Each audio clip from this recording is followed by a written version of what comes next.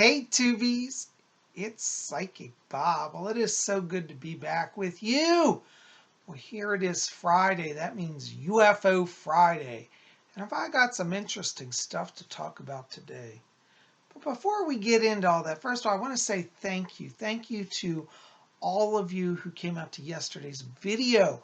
We did an astrology chart for Meghan Markle and for the royal wedding, and took a look at what's coming. I tell you, I am excited. I am on countdown mode. Tomorrow is the royal wedding, and I'm going to be definitely tuning in to watch it. So I hope you guys will get up early and watch it too, wherever you are. It is so awesome to be here with you guys. Well, I tell you, if you didn't see yesterday's video, definitely check it out. It's in the queue right before this one. A lot of you wrote and said how much you enjoyed it, so thank you. Well, I tell you, I've been sitting here meditating on my little pendant today. Whenever I wear jewelry, it always has some spiritual significance. I don't just wear flash stuff. I wear stuff that has meaning.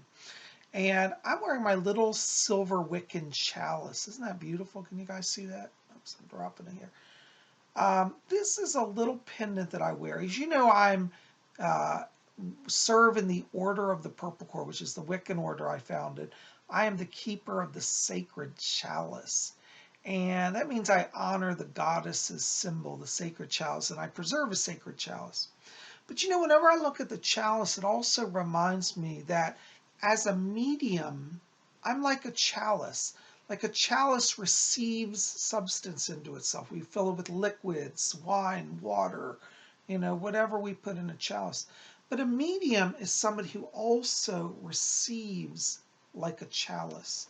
So we have to, as mediums, be open to messages and receptions of wisdom and truth that may come from a higher source. It's interesting. I've been sitting here today also meditating on my black crystal. I brought this with me down here. And I wanted to see if I could get some truth, some confirmation, some truths of what I've been sensing over the last few months. And as many of you know, I did a previous video where I talked about that I believe that the author, H.P. Lovecraft, Howard Phillips Lovecraft, was actually a channel. And I'll try to find the link and put that video below. But basically, I said in that video that even though he wrote fiction, many people in the occult community have felt that there is somehow wisdom to his writings, that a lot of his stories dealt with occult themes and secret orders, doing occult rituals to honor ancient gods that were not from this world. And many occultists have formed orders today based on H.P. Lovecraft's writings. Now, a lot of people say, oh, well, that's just fiction. Why are people wasting their time? But as this person who studies the occult, when I study H.P. Lovecraft's writings, I tell you, I do get truth there. And as I've been looking in my crystal ball, I've been getting visions that are very Lovecraftian. And we're going to talk about that in just a minute. But if you don't know who I'm talking about, let me put up here a picture of H.P. Lovecraft. You'll see him in this picture, and behind him will be it looks like an octopus being. That being is called Cthulhu. And take a look at this. This is H.P. Lovecraft and his creation, Cthulhu.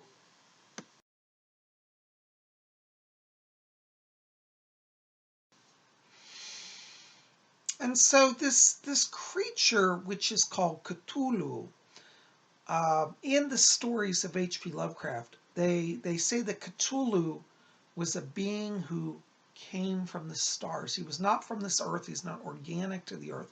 But that thousands and thousands, maybe millions of years ago, Cthulhu and his race came into the earth. And when they came to the earth, they were very powerful beings who tried to take over the earth. Well, supposedly the occult practitioners on earth at that time, the magicians, the witches, realized that Cthulhu was going to be destructive. And they used their magic, and it talks about in the stories the alignment of stars, and they imprisoned Cthulhu in an underground cavern, a watery cave that was sealed over. And it's said that Cthulhu still sleeps there, waiting for when the stars are right to arise. And according to H.P. Lovecraft's stories, when Cthulhu arises, it will be massive chaos on the earth, that the ancient ones from the stars will seek again to take control. So his stories have a very scary kind of tone to them. To show you kind of an example, some more examples of Cthulhu, I'm going to put some pictures here, and this is kind of how some artists have envisioned, the rising of the ancient alien race led by Cthulhu. So take a look at these pictures.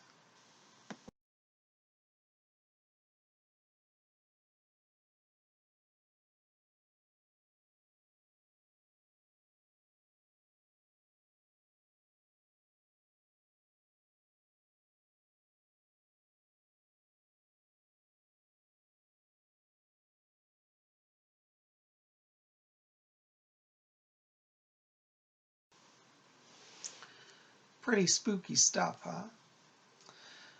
But you know what's interesting is that within the occult community, those who explore and study the Cthulhu mythos, there are some people that say that Cthulhu is not actually evil, that he's perceived as evil, but that when his time comes, he will rise again. And there are actually people who practice rituals to commune with Cthulhu. And I've always had somehow a strange feeling that there's more to this than just being a fictional tale. And so as I've been looking in my crystal, I've been, trying to see, is there a connection? Is there a psychic realm of alien beings that are similar to Cthulhu that are interacting with the earth? Well, not to scare you guys, but I have seen glimpses within my crystal of beings that resemble Cthulhu. And I feel that at least on the astral plane, there is some sort of revelation that this may all be very true. Now, you're going to say, well, gee, Bob, that's interesting and well, but, we'd like to see a little more facts. Well, as they say, truth is stranger than fiction. And I have to tell you, a video was released this week from Secure Team 10. They're a wonderful channel. I follow them. And I have to give them credit for this, so I'm not claiming that I discovered this. But Secure Team 10 uncovered some theories by scientists that say that the creature, the octopus, that scientists are now saying may not be from the Earth. They've done a genetic study of various sea life.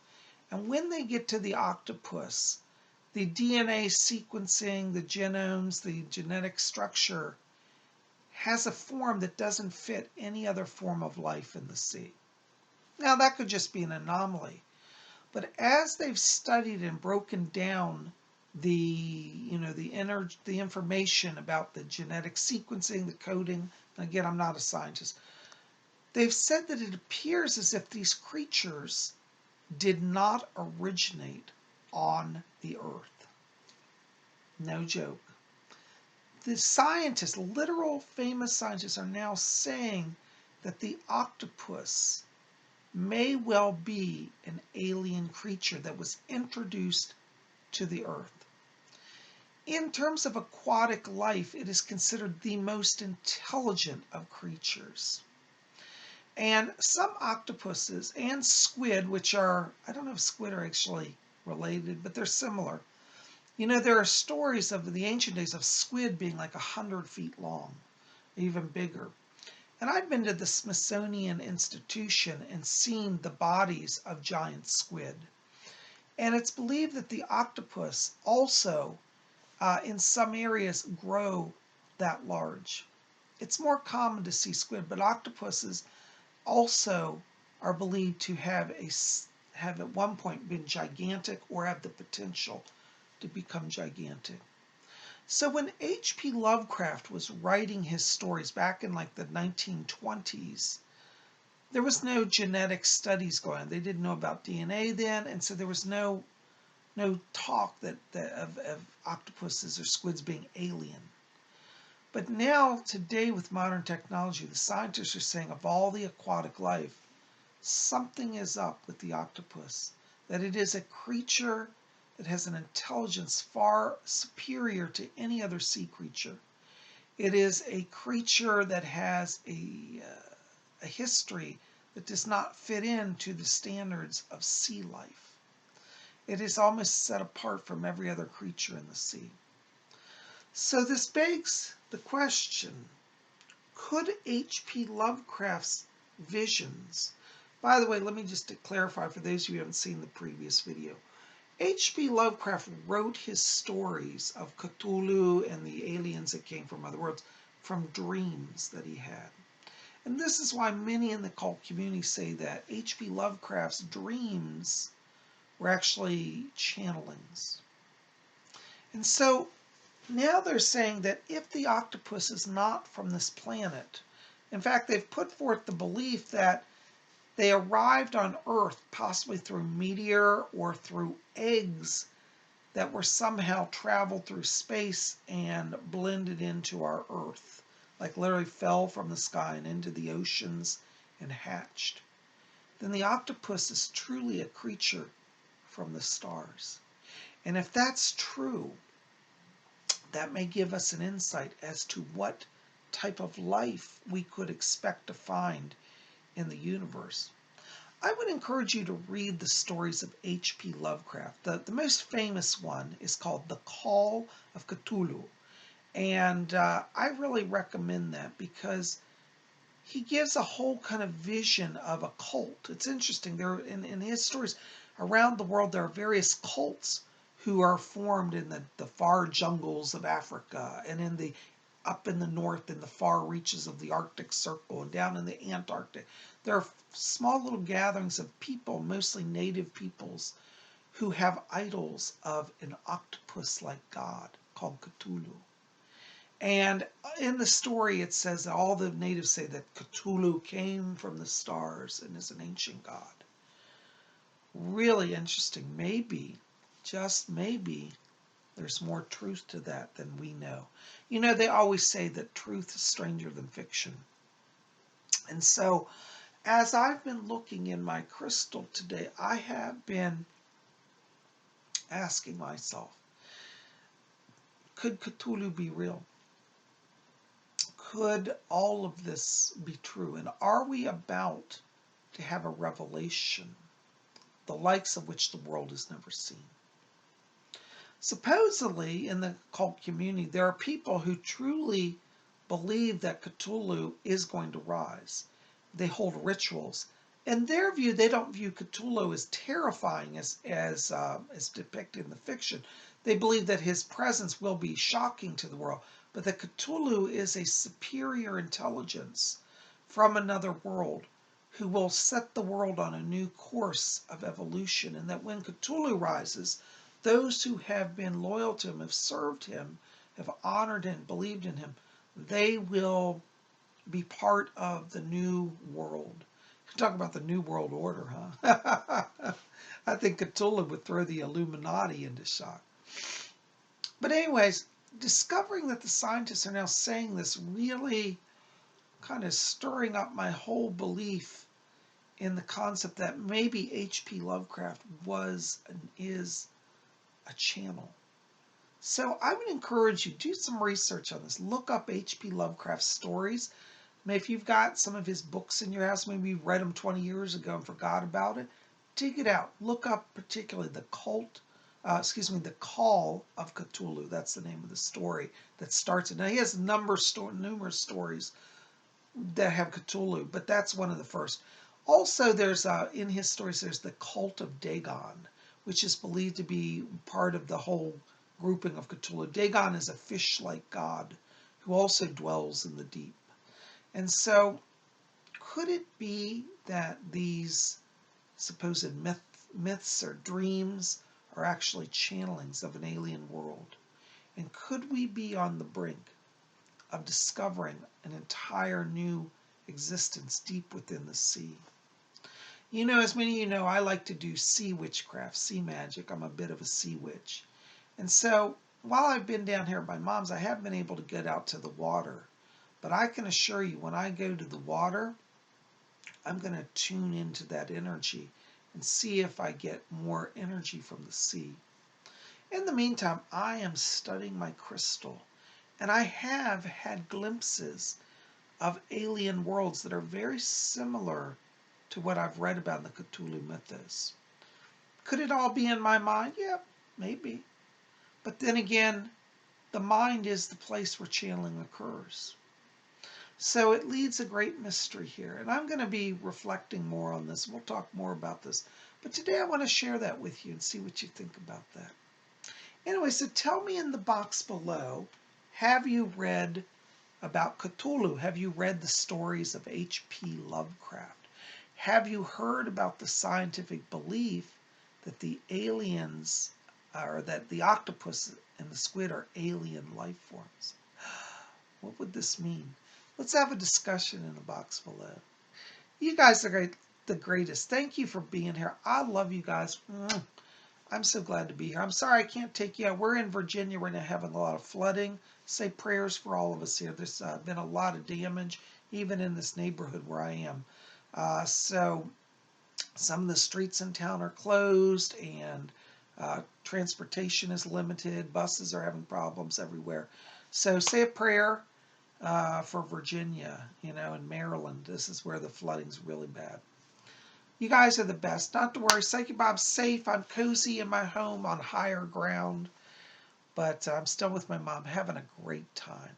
But I hope that you guys will keep it here. Tomorrow on Saturday, we're going to have our spiritualist class. I think so. We may do also a little bit of coverage of the royal wedding. We're going to do some fun stuff. So just be here tomorrow, and we'll see you then. You guys are best. I love you. Also, I'm going to put the link to Secure Team 10's video. Go over there, subscribe to them, check them out as well. They're amazing people. You guys are best. Love you. Sending blessings to all of you. Keep it here at Spirit Channel. We'll be back here tomorrow for another adventure. Until then, may you always blessed